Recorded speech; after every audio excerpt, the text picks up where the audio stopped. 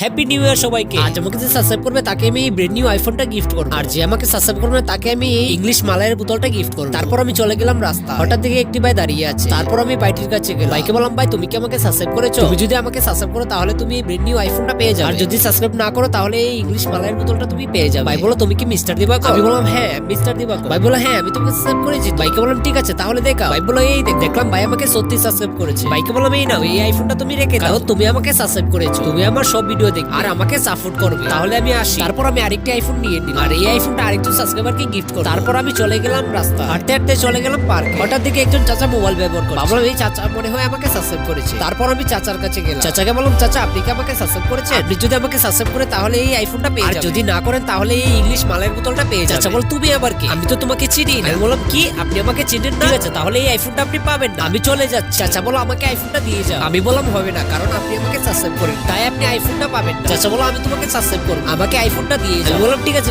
দাঁড়াও আসছি। তারপর আমি চলে গেলাম, বললাম প্রথমে আমাকে সাবস্ক্রাইব করে দিই, দেখলাম চাচা আমাকে সাবস্ক্রাইব করে দিয়েছে। তারপর আমি চাচাকে আইফোনটা গিফট করলাম, বললাম আমার ভিডিও সবসময় দেখ আর আমাকে সাপোর্ট করবে। তারপর আমি চলে গেলাম, তোমরাও আমাকে সাবস্ক্রাইব করে দাও, তাহলে তোমরাও পেয়ে যাবে ব্র্যান্ড নিউ আইফোন।